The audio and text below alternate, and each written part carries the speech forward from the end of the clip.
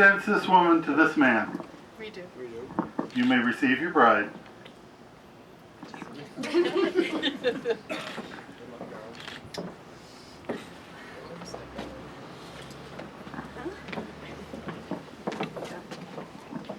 The rest of you may be seated.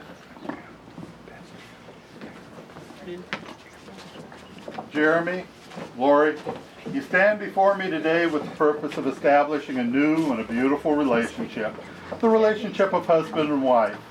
For marriage is indeed a very special time when you have the privilege of making a public commitment of yourselves to each other. In the beginning, God created man and woman with the intent to be a team, so we read in the 2nd chapter of Genesis.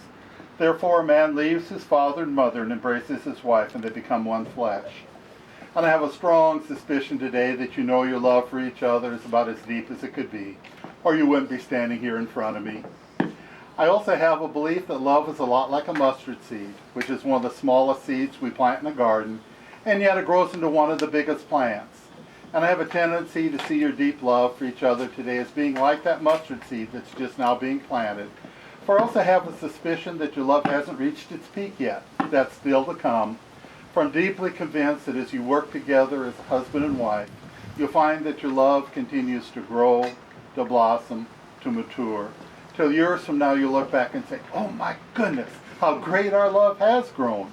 And that is something tremendous to look forward to. Marriage is a sacred and intimate trust that was begun by God and is to be entered into with reverence and sincerity. For marriage is a commitment of love. Love has brought you together, and now you're choosing to share your lives with each other. Are you willing to make that commitment to each other today? Yes. If you're faithful to the vows you're about to make, I'm also deeply convinced you will find great satisfaction in your lives together. Now, Lori, if I could have you hand your flowers off and then turn and face each other and hold hands. Perfect. Jeremy, think of those hands you're holding. They're loving, caring, tender, giving hands. For Lori's giving to you her love, her life, her devotion. Do you promise to her your undivided love and devotion? I do. Then repeat after me.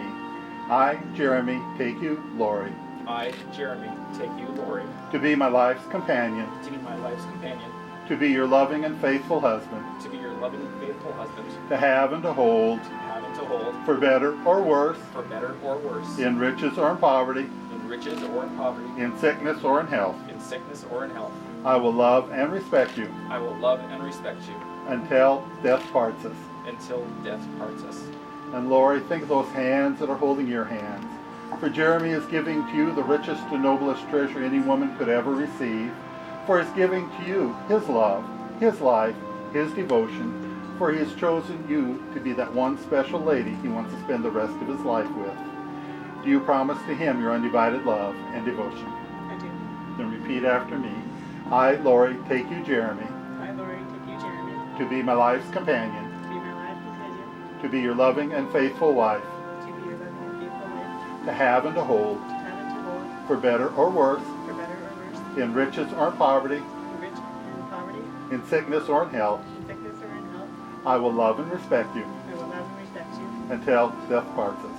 until death parts us. Now, the vows you've just exchanged are indeed an intimate trust to yourself, and I would challenge you to be faithful to those vows as long as you both live. But it not only pertains to just the two of you, but the vows you have just exchanged with each other also include your children as part of that. Though they couldn't be here today, we do know that Lori's daughter, Kara and Kylie, and Jeremy's children, Ethan and Haley, all four are involved in the joining together of this man and this woman into not just a couple, but into a new family that's molded and blended together. The wedding rings that you're about to exchange are much more than just precious metals. They're also symbols of very precious promises. Promises not only that you've made to each other, but I'm sure you've also made to your children. So Jeremy, now be a wonderful time to place a ring upon Lori's hand. And repeat after me. This ring I give you. This ring I give you as a symbol of my love as a symbol of my love and as a promise of my loyalty. and a promise of my loyalty. And you may finish placing the ring.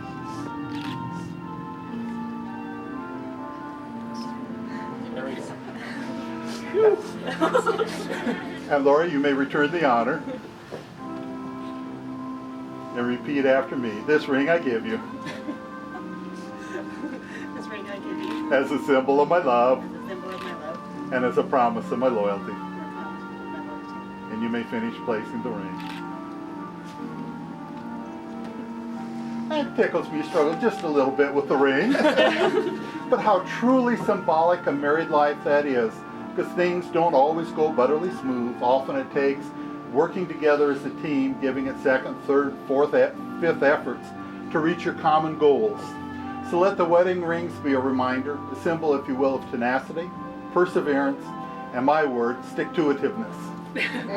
Traditionally, the wedding rings are symbols of unity, harmony, longevity. And it is my prayer for you that your life together will be one of unity and harmony as long as you both live. And notice I use the word unity, not uniformity. If you haven't figured it out, you will find things to disagree about, and that does not destroy unity.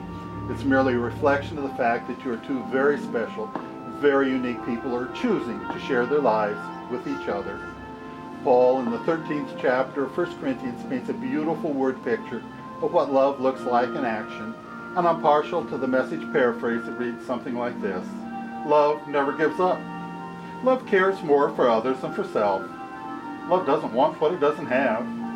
Love doesn't strut, doesn't have a swelled head, doesn't force itself on others, isn't always me first, doesn't fly off the handle, doesn't keep a record of the mistakes of others, doesn't throw a party when others fail, takes pleasure in the flowering of truth, puts up with anything, trusts God always. Love always looks for the best, never looks back, but keeps going to the end. So let the wedding rings be a reminder of that kind of love. And lastly, notice the beauty and the value of the rings themselves. They will never compare to the beauty and the value that you see in each other. And that beauty and value that you see in each other will only continue to increase as you work together as husband and wife. It is now indeed my honor and my privilege as a minister, and as authorized by the state of Nevada, to pronounce you husband and wife. You may kiss your bride. Woo!